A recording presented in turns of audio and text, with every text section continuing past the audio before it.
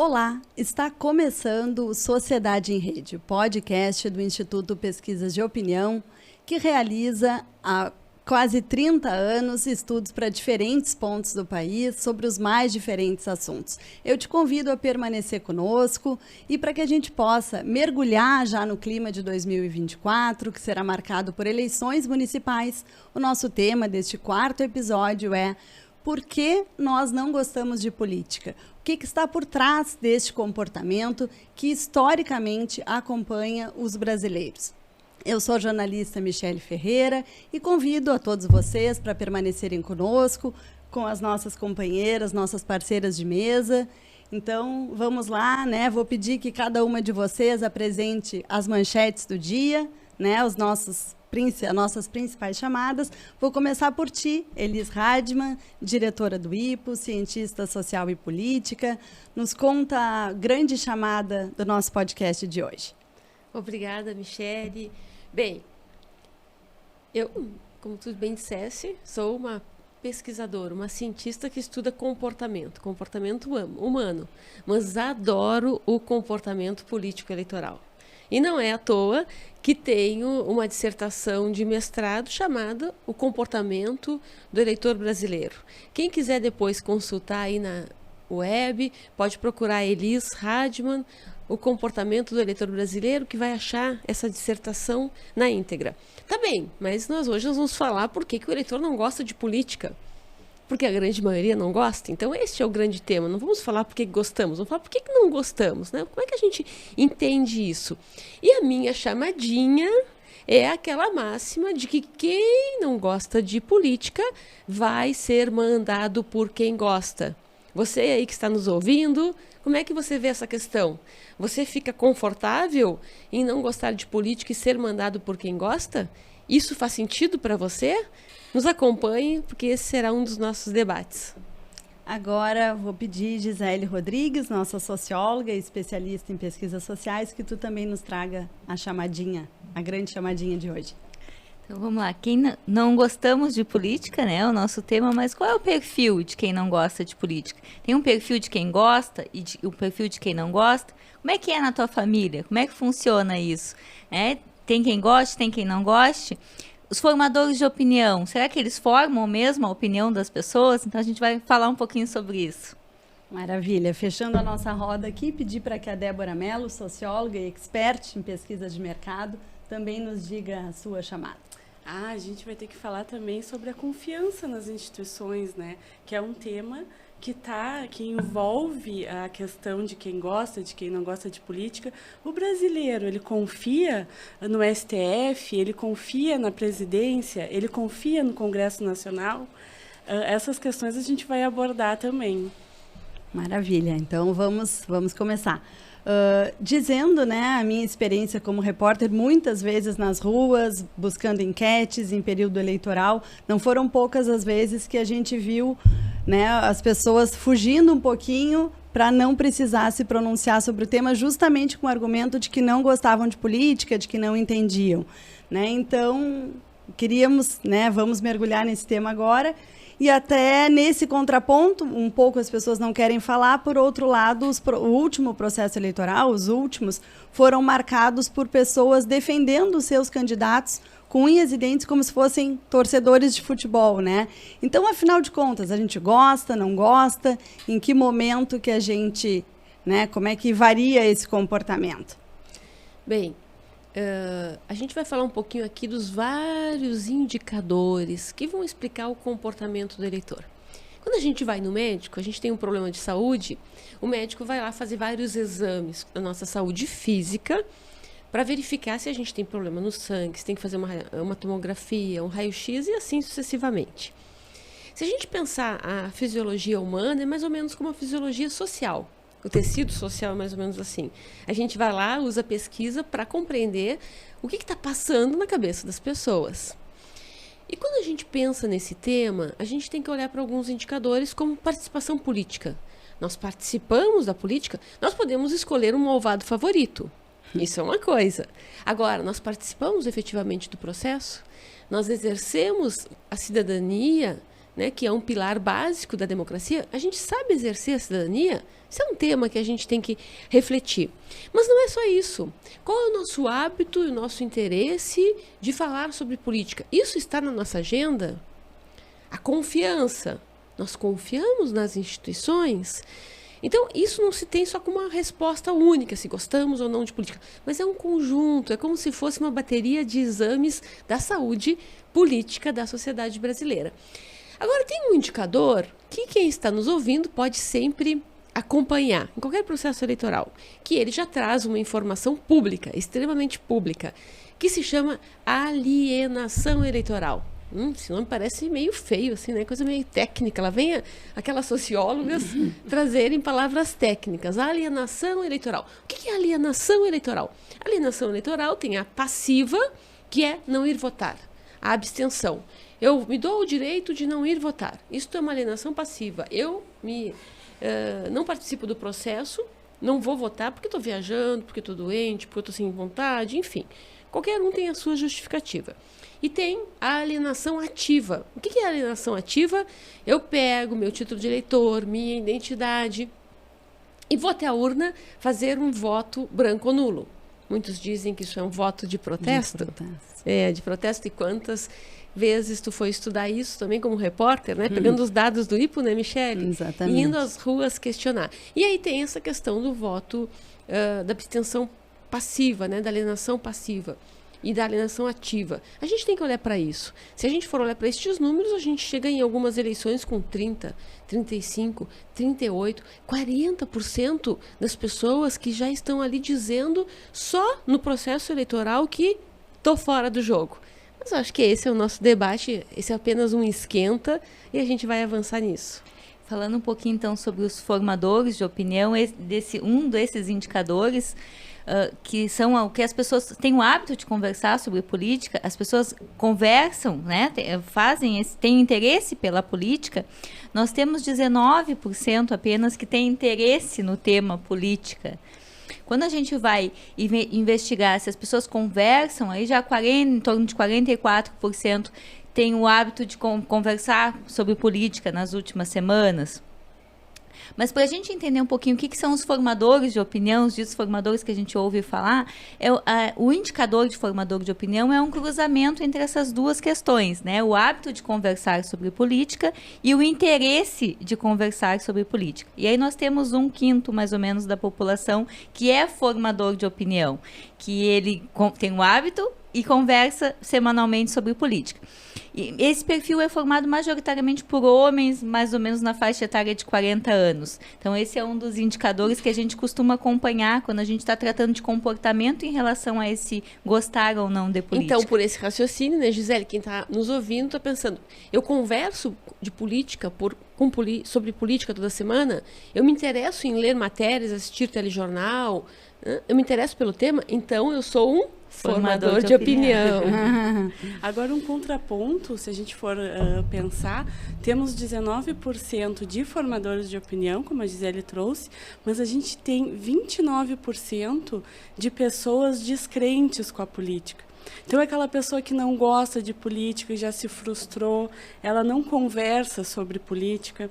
E, geralmente, um grande percentual desse público são os que não vão votar. Por isso que a Elis já trouxe aqui para nós um índice de 30% de abstenção eleitoral, né? De alienação eleitoral, desculpa. E a gente vai ver que essa alienação passiva, ela é mais frequente entre os jovens, que é um ponto de atenção. Não é à toa que o TSE vem fazendo campanhas direcionadas a jovens para facilitar a vida deles na internet. Então, desde tirar título, fazer várias etapas que antes a gente fazia presencialmente, se fazer digitalmente. Vamos aproveitar um ensejo da Débora e lembrar que temos eleição municipal em seguida. E quem está nos ouvindo aí não tem título, pode entrar no site e fazer o seu título digital, receber ele digitalmente. É uma barbada, né? É isso aí, sem fila, sem calor, sem estresse, tudo digitalmente já para facilitar essa esse galera que acesso. está chegando aí, né? É. Que tem que aprender a gostar de política. E se a gente pensar, o decepcionado, né? Aquele que diz que se decepcionou com a política, que não gosta, a gente vai ver que o perfil é majoritariamente formado por mulheres. As mulheres não gostam, a gente viu lá que os formadores de opinião são a maior parte homens. Quando a gente vai para os descrentes, a gente vai ver que a maioria são mulheres. E seguindo aquela máxima, né, em termos de cultura, que política é coisa de homem. E não é, né? Nós somos 54% do eleitorado, né, brasileiro, enfim, somos a maior parte do eleitorado.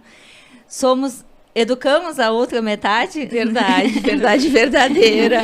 Porque nós, como mães, educamos filhos homens. Educamos e não participamos e não gostamos, né? A maioria das mulheres não participam, não costumam gostar do debate político, da participação política, né? E a gente tem que entender que a participação política ela está nos mais diferentes, nas decisões mais simples do nosso dia a dia. Existe um grupo de políticos decidindo por trás disso. Então, as mulheres são descrentes com a política e uma das questões que provam isso, se a gente pegar a Câmara dos Deputados, por exemplo, a gente vê aquele monte de cadeiras quando mostra, né, na TV, nós temos apenas 17% da Câmara dos Deputados é composta por mulheres, e as mulheres são a maioria do eleitorado. Se a gente fizer uma analogia com o cinema, imagina você entrando numa sala de cinema, é como se fosse assim, 8 de cada 10 pessoas que estão sentadas lá naquelas cadeiras são homens. É isso que a gente vê dentro da Câmara de Deputados, por exemplo. Se a gente for para o Senado, o índice é ainda menor de mulheres que compõem o Senado, que é 16%. Então, nesse perfil de descrente, a gente tem os jovens, mas a gente tem um perfil composto majoritariamente por mulheres também. Sim, pegando o gancho, Gisele, né, gurias, com relação a essa questão das mulheres, um outro dado que chama a atenção é o da Comissão Parlamentar Mista de Inquérito, né, que apurou os ataques ocorridos em 8 de janeiro, a sede dos 3 poderes em Brasília, e ao final, né, no relatório final, dos 61 indiciados, das 61 pessoas que foram indiciadas, apenas 2 eram mulheres, né? Isso representa 3% do total dos indiciamentos, né? Então, também é um ponto assim a comentar, Sim, jogar aqui para nossa reflexão. Porque ela não vai participar lá do debate, ela não vai se candidatar, ou quando se candidata, ela precisa de cotas, né? Ela precisa de cotas, e eu sempre digo, em todas as análises que faço, que os partidos não têm só que se preocupar com cotas para o processo eleitoral, eles têm que pensar em cotas dentro dos diretórios, começando ali, e agora quando traz esse dado, significa que na ação ativa também elas são minoria. E existe culturalmente até uma ideia de que as mulheres são educadas para que este tema não faça parte da realidade delas. E quando a gente entrevista as mulheres, o que a gente compreende? Que elas não conhecem, elas desconhecem o métier. Inclusive as mulheres que vão concorrer como candidatas, a gente vê essa falta de preparo, essa falta de conhecimento. Então os políticos agora, né, estão aí desfilando, os homens desfilando, procurando mulheres para serem candidatas, para cumprir cotas, mas não teve esse preparo, elas não participam de uma escola anterior, de uma preparação, elas não vivenciam muitas vezes o partido, elas precisam vivenciar o partido, elas precisam participar de processos diretivos para efetivamente ganhar espaço. E é uma das coisas que nós ouvimos nas entrevistas, né? Você busca entrevistar as mulheres que são, por representação, são nas pesquisas políticas, especialmente quem a gente vai mais ouvir, né? E elas dizem, mas eu não sei responder sobre isso, eu não quero falar, eu não me interesso sobre esse tema. Pergunta para o meu marido. Quando elas dizem pergunta para o meu marido, porque ele sabe de política, é um atestado da exclusão, né? Da exclusão cultural que nós fizemos em relação a este tema. Pois eu queria, Elis, que tu falasse justamente sobre isso, né? A questão dessa questão cultural, né, da formação política. A gente falou de jovens, ali a Débora falou dos jovens, a gente falou dos jovens, falou das mulheres, mas, na verdade, o nosso grande eixo de distanciamento da política tem a ver com renda baixa, com falta de educação formal. Quanto menor a renda familiar, quanto menor a educação da população, menor é o conhecimento sobre política. Quanto menos as pessoas sabem sobre política, maior é o índice de rejeição à política. É como se as pessoas aprendessem desde pequenas a não gostarem de política. E por que isso acontece com as pessoas de baixa renda? Porque elas sentem na pele, né? A origem do mal-estar, do nosso mal-estar, ela tem muito a ver com esta realidade que a gente vive, que muitas vezes oprime, dificulta a vida das pessoas, dificulta o acesso. Elas não conhecem o sistema, elas não conhecem a lógica, elas ficam mais vulneráveis aos projetos oportunistas, clientelistas. As pessoas vendem o voto, as pessoas acreditam que as coisas vão melhorar, vão sair do papel os projetos, elas vão lá num local e procuram para calçar sua rua, e no projeto já diz que a rua está calçada, e ela vira as costas e vai embora, porque ela diz, não, já está pronto lá, não tenho o que fazer. E a rua continua como de saibro, e ela parte do pressuposto que não pode fazer nada. Se ela tivesse sido ensinada a lutar pelos seus direitos, ela já ia rapidamente ativar os moradores da sua rua, ativar a associação de bairro, que deveria funcionar. A associação de bairro ia usar os instrumentos legais e políticos para ir lá desconstituir aquele mal-entendido, vamos dizer assim, daquele projeto que aparece como asfaltado e não o é. Então, esse distanciamento da população que faz com que esta cultura se consolide e faça e dê chance para os políticos manterem sempre um sistema co-vigente. Então, isso facilita para os políticos, é fato, assim como dificulta para os políticos, porque eles precisam quase que viver num círculo vicioso. Eles precisam ser populistas e clientelistas, fazer campanhas personalistas para convencer o eleitor, e não podem também avançar, na sua maioria, para pautas propositivas, ideológicas, porque aí o eleitor não responde. Então, fica todo mundo mais ou menos no mesmo círculo vicioso, que tem uma certa demagogia. É um enganando o outro. Exatamente. Queria trazer um outro tema aqui para a nossa pauta agora, que é com relação ao nível de confiança, né, dos cidadãos, do eleitorado, nas instituições e também nos políticos, né? Como é que ficam os três poderes nesse contexto? Executivo, legislativo, judiciário. Quando a gente testa a confiança, a gente tem 3 opções de resposta. Confia em parte, não confia. Na presidência da República, 34% das pessoas, dos brasileiros, confiam. Se a gente pegar o Congresso Nacional, esse índice de confiança cai para 19%. E se a gente vê o Supremo, a gente tem um índice de confiança de 44%. Apesar desse índice de confiança do Supremo ser maior, a gente vai ver que quem não confia no Supremo a maior parte são homens, são evangélicos e são eleitores do Bolsonaro. O que fortalece a narrativa, né, do ex-presidente de vários ataques que sempre foi sendo feito ao longo do seu mandato e após também, reforça essas críticas, né? Sim. A adesão dessas pessoas, né? Ou seja, a narrativa dele foi ampliando a rejeição. Uhum. Agora os indicadores são baixos. E é preocupante isso, né? Porque o índice da confiança, porque é uma soma de vários fatores para a gente ter uma democracia fortalecida. E quando tu não confia nas instituições do país, é um dos pilares que vão acabando sendo mais frágeis. Se a gente brincar com os números, 3 de cada 10 não confiam... 3 de cada 10 só confiam na presidência da República, no governo federal. E quando a gente vai 2 de cada 10 confiam, arredondando, né? No Congresso. E 4 de cada 10 confiam aí no Supremo. Essa seria a nossa conta. E muitas das entrevistas, quando a gente escuta, às vezes tem muita resposta, por que não confia? E aí tem aquela máxima, né?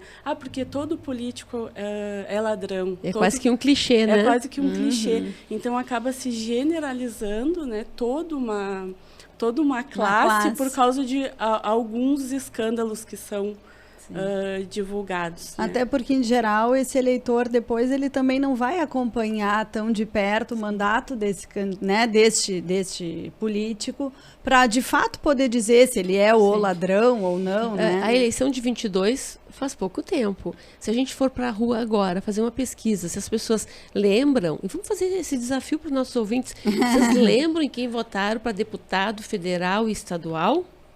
Agora vai ter eleição para prefeito. Vamos ter que votar também para vereador. Vocês lembram em quem votaram para vereador? Se as pessoas não lembram, porque tecnicamente a gente dá uma procuração para o nosso representante, uma procuração em branco para o nosso vereador, para o deputado estadual e federal.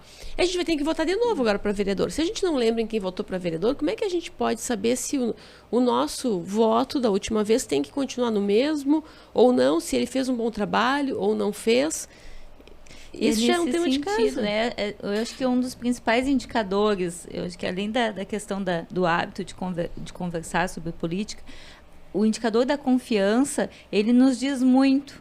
Né? Porque se tu não confia, se mais da metade, a gente viu ali que é a maioria. Né? Agora você está invertendo os números. É que a maioria não confia. Né? Vamos fazer o contrário agora. Se era 3, então é 7. 7 de cada 10 não confiam no governo federal.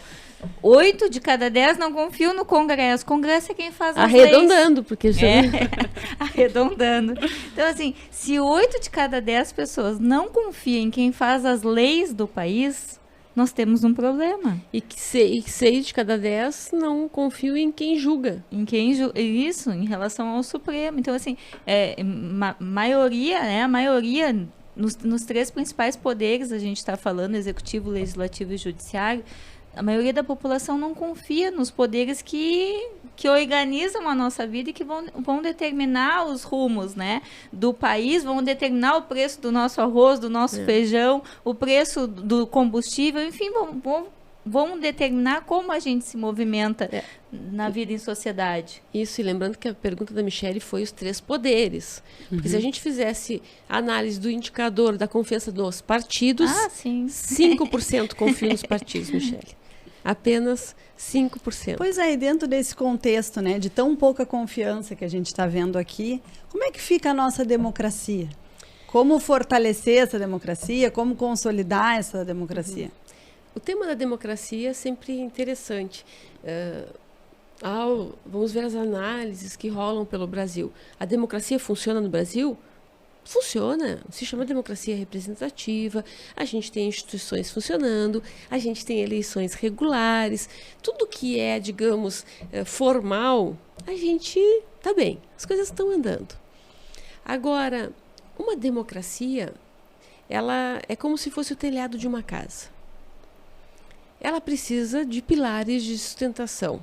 Para além dessas corporações, instituições, para além do formal, ela precisa das pessoas, né, da sociedade. E a sociedade tem uma relação com a democracia por 2 pilares: participação política e exercício de cidadania. A gente já falou um pouquinho sobre esse tema, né? Eu vou lá para uma repartição pública, quais são os meus direitos? Tem uma plaquinha que diz o seguinte lá, né, que não pode desrespeitar o funcionário público porque é desacato. E o funcionário público me maltrata. Eu não questiono se existe uma lei para que o cidadão seja bem tratado e respeitado. Então, é uma via de mão única. Não tem uma mão dupla. Eles não têm uma lei sim, tu não sabe. Mas esta plaquinha dos direitos do cidadão está ali junto com os direitos do funcionário público? Isso não é um raciocínio meu que eu vim aqui hoje no podcast falar. Isto é um argumento do entrevistado. Quando a gente bate na casa dele, ele reclama disso, em qualquer cidade deste país. E as repartições públicas, o serviço público, ele privilegia muito mais a defesa do funcionário, que está ali a serviço do povo. O verdadeiro chefe do funcionário público não é o político, é o povo, é ele que continua como, digamos, o chefe do funcionalismo, porque o político, político eleito, ele é apenas um técnico, né? Ele é um técnico, porque é como se estivesse coordenando ali um time de futebol, ele é o técnico. Mas não existe time de futebol se não existe torcedor. Assim como não existe servidor se não existir a sociedade, a população. Então, só que como é que a gente faz para que as pessoas tenham exercício de cidadania?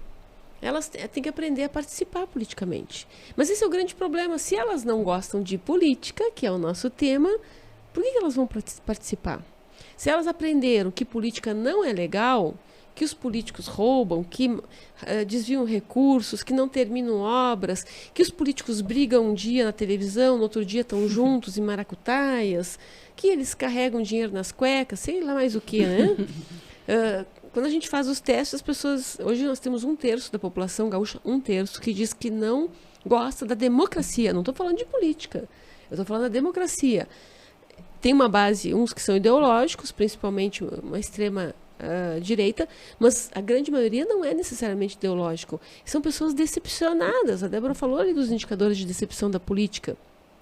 São pessoas decepcionadas porque dizem assim pra gente, não, para aí, democracia, impeachment de presidente, nós temos aí 30 anos de democracia, 2 impeachments de presidente.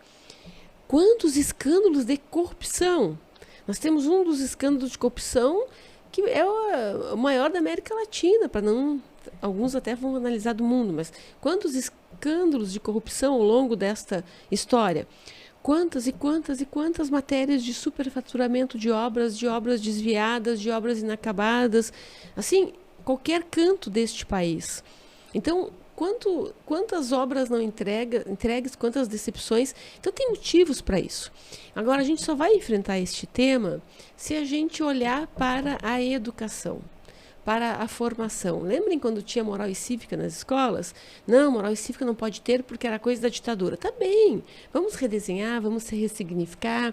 A gente pode discutir isso com o conceito de cidadania, né? Uma cadeira para cidadania, uma cadeira de sociologia, qualquer nome bonito que a gente queira ter. Agora, esse é um tema que a gente ainda tem que voltar até o final desse debate. Falando sobre participação política, nós temos apenas 12% da população que participa de alguma instituição política. E aqui a gente está falando de grêmio estudantil, de sindicato, de associações. E geralmente quem participa, ele participa de todos, né? A gente tem na família... Sempre vai ter, assim, 1 de cada 10 é um militante político. E aí, militante político é aquele cara que está lá na associação, que está lá no partido político, que está lá no Grêmio, começa no Grêmio Estudantil. Que vai na Assembleia de Condomínio. Que vai na Assembleia de Condomínio, né? E acaba se tornando um círculo vicioso, né? O cara que é do Grêmio Estudantil participa das associações, se torna vereador, o líder empresarial que participa das associações empresariais, daqui a pouco ele se torna político. Então, a gente tem uma baixa participação e, geralmente, quem participa está sempre na mesma roda, no mesmo jogo. Agora, quando a gente pergunta para a população de um estado se ela acha importante a participação política em movimentos, nos próprios partidos, 60% diz que sim, porque é uma forma de ter um sentimento de comunidade maior. Só que eles não participam, porque é uma coisa assim, quero que tu participe, mas eu não. Eu terceirizo, tá? Eu acho importante, aumenta a ideia da coletividade, mas vai tu lá decidir, vai tu participar. Pois é, eu até queria voltar um pouquinho e jogar aqui na mesa, porque, claro, se a gente está comentando aqui que o nível de participação é baixo, que acaba ficando concentrado sempre naquelas mesmas figuras que participam de diferentes frentes, né, de discussão, isso é ruim no sentido de que fica concentrado na mão de poucos as decisões, porque vão ser as pessoas que vão estar lá, que vão dizer, que vão reivindicar, que vão colocar suas posições. É ruim porque não cria mecanismos para ampliar, para massificar a política como algo salutar. Se o feijão está caro, se o combustível está caro, se nós aprendemos determinado conteúdo na escola, se vamos ter uma legalização do aborto ou não, todos são temas discutidos pela política. Todos são temas discutidos pela política. quando existe um certo monopólio, só algumas pessoas participando, elas acabam, como eu comecei aqui no programa, lembrando da manchete, sendo representantes de várias frentes de toda uma sociedade. Porque essas pessoas também vão se conectar com os representantes eleitos. Então, quem é que vai ter acesso ao deputado? Quem é que vai ter acesso ao prefeito? Quem é que vai ter acesso ao vereador? São essas mesmas pessoas. Então, elas fazem com que o jeitinho brasileiro, a lei de Gerson, que o clientelismo, que a rede de relacionamento funciona. Eu vou lá, procuro essa pessoa, não consigo lá uma vaga na creche, ela vai resolver para mim, porque ela tem os caminhos, né, como se diz. Então, quando o conhecimento está limitado na mão de uma parcela, ele mantém a cultura política vigente, né? O que a gente falou aqui. Se existe uma cultura política que diz que as pessoas são descrentes com a política, não gostam de política, não acreditam na democracia, ela é mantida por esse modelo vigente. Então, a gente tem que romper com este modelo vigente, e esse rompimento, essa palavra é meio até inadequada, porque não é assim, vamos acabar com isso, não. Nós temos que criar uma graduação, né, um processo de construção da política como algo vital aos nossos saberes. A política tem que entrar aos nossos saberes. A criança tem que estar lá aprendendo na internet sobre política. E se a gente for olhar, esse debate que as gurias estavam fazendo, que a participação ela está na casa de 1 para 2 só, quando vai lá que é bom participar, as pessoas dizem sim, quase 6, né, Débora, que tu falava agora. E aí, quando a gente vai lá para os indicadores, mas na internet, 7 de cada 10, 70% da sociedade diz, não, nós temos que participar na internet. Mas quando a gente fala participar da internet, é ir lá dar pitaco, é ir lá dar criticar, é ir lá elogiar. Então, e principalmente você tem os haters hoje, que são aquelas pessoas que espalham ódio, que vão lá, inclusive, perseguem políticos. A vida do político também não é fácil, vamos combinar. Não é nada fácil. Então, às vezes, ele vai lá para nós e vai dizer, se você entrevistar o político, ele vai chorar também, que nem o eleitor. Ele vai resmungar, ele vai reclamar, ele vai dizer, eles querem renovação, mas as pessoas não vêm aqui para dentro do partido para trabalhar e construir a renovação.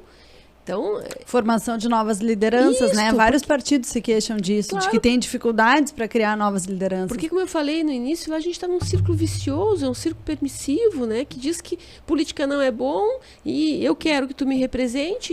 E se tu usa a tua rede de relacionamento ou tu faz uma ação mais clientelista, eu digo que tu não presta, rotulo, só que eu, como cidadão, poderia fazer a mesma coisa se estivesse naquele lugar, porque faz parte, o jeitinho faz parte da cultura política, e vou ficar brava se a Débora lá é formadora de opinião, é ligada lá à política e conseguiu uma vaga na creche para uma vizinha minha e não conseguiu para mim.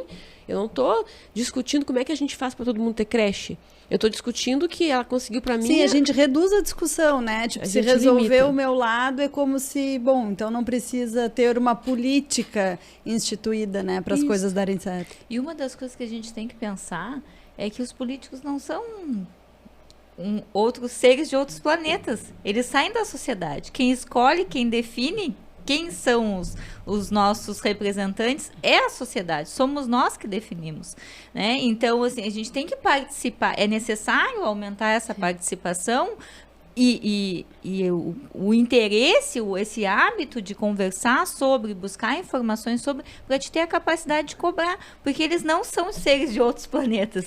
Pois é, e como formar isso? Como instigar? Como efetivamente as pessoas dizerem, não, eu vou me engajar, eu vou participar, eu quero discutir, eu quero saber, eu quero me envolver. Boa pergunta. Como que a gente vai fazer isso? A gente tem que discutir como, tem que trazer isso aqui para finalizar. Mas antes eu quero contar um case, um exercício que a gente teve. A gente estava numa reunião qualitativa, que é uma mesa assim com 10 pessoas, e as pessoas xingando os políticos. Aí pelas tantas eu estava mediando, eu disse, tá, vamos fazer o seguinte, eu tenho uma varinha mágica aqui. Agora os políticos lá, os eleitos, os deputados não são mais deputados. Todos vocês aqui são deputados, né? Todos aqui são deputados. Qual a primeira ação que cada um vai fazer? Aí eu fui passando e perguntando. A principal ação que todos iam fazer era escolher um amigo ou um parente para ser cargo de confiança. Então, o nepotismo, que muitas vezes as pessoas criticam, seria a primeira ação ilegal, incorreta ou antiética, digamos assim, para ser mais bonitinha na análise. Sim. que as pessoas fariam? Porque isso está introjetado na nossa cultura. É uma questão cultural e a gente tem que olhar para isso. A gente não pode ficar dizendo, não gostamos de política. A gente tem que olhar para dentro da cultura e aí entra essa discussão que ela está falando, né? A questão da educação, que é como é que a gente pode combater isso. Eu quero trazer para essa discussão, voltar a um tema que eu já trabalhei aqui, que é a questão da educação formal. A gente tem que levar isso para dentro da escola. Isso tem que ser um debate do ensino, da educação infantil, do ensino fundamental, do ensino médio e das universidades. E sem o dodói de que se o professor fala de política, ele está falando em nome de um malvado favorito, quem quer que ele seja. Sim. E outra questão é a questão do preconceito, né? Quando a gente precisa de cotas para ter mulheres concorrendo aos cargos eletivos, a gente já mostra que existe um preconceito com a política, né? A gente precisa, assim como existe a questão, o preconceito em relação à cor, em relação à opção sexual, orientação sexual, existe um preconceito de falar sobre política. E a gente precisa desmistificar isso, porque a política é quem define os nossos rumos. As pessoas precisam participar, precisam se envolver. E é no debate lá, desde a educação infantil até a universidade, como ele citou, até na própria vivência de família, né? Na convivência dentro das próprias famílias.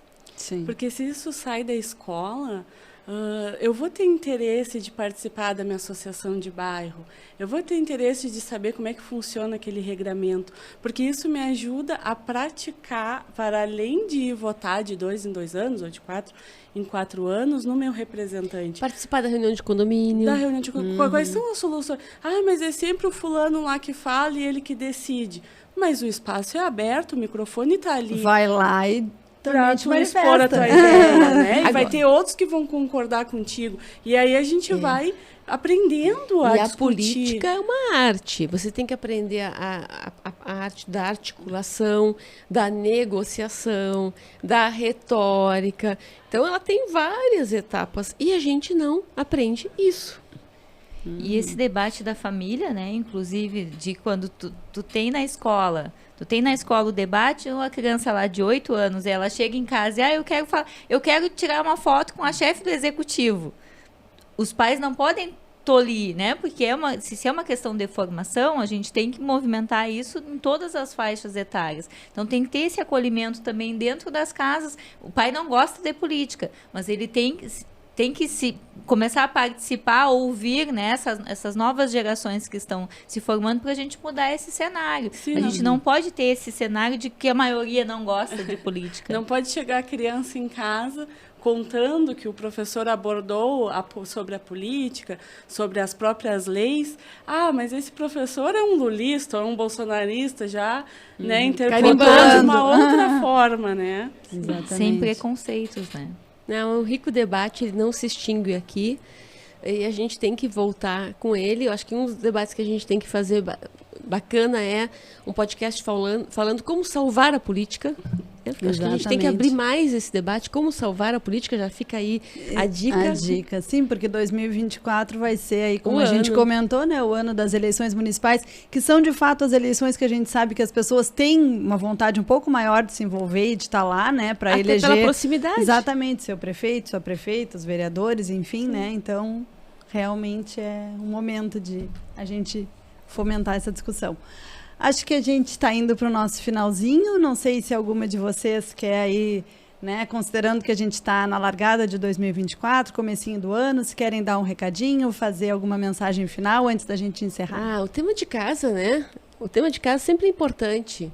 Comece a acompanhar um pouquinho a política da sua cidade, vá lá e olhe o que a Câmara de Vereadores está discutindo, vá lá e olhe o site da Prefeitura, olhe os serviços para o cidadão. Exercer a cidadania é ter conhecimento de quais são os serviços para o cidadão. Entre aí no Tribunal Superior Eleitoral e veja também os direitos do cidadão. Comece a buscar. A internet fornece tanta informação.